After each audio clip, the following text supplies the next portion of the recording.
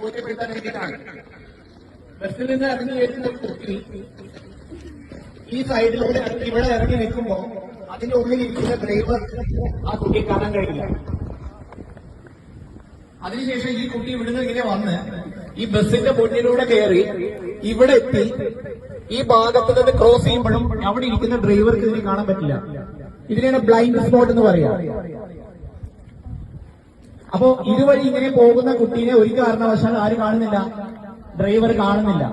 അപ്പോ ഒരു ബസ്സിന്റെ മുന്നിലൂടെ ജീവിതത്തിൽ ഒരിക്കലും ഇതുപോലെ നിങ്ങൾ ക്രോസ് ചെയ്യാൻ ശ്രമിക്കരുത്.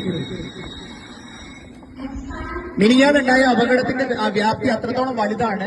ഡ്രൈവർ കണ്ടില്ല, കുട്ടീനെ ബസ് ഇടിച്ചിടുകയും അതിന്റെ ഫ്രണ്ട് ടയർ കയറി ആ കുട്ടിയുടെ മുകളിൽ കൂടെ കയറി. അത് മാത്രമല്ല, അത് കഴിഞ്ഞ് ബാക്ക് ടയറും ആ കുട്ടിയുടെ മേലെ കൂടെ കയറിയിട്ടാണ് ബസ്സിലെ ഡ്രൈവർ അറിയുന്നത്. അപ്പൊ ബ്ലൈൻഡ് സ്പോട്ട് എന്താണെന്ന് നിങ്ങൾ വ്യക്തമായിട്ട് മനസ്സിലാക്കിയിരിക്കണം. ഇത് ടെക്സ്റ്റ് ബുക്കിലോ മറ്റു കാര്യങ്ങളോ നമ്മളെ പഠിപ്പിക്കുന്ന കാര്യമല്ല.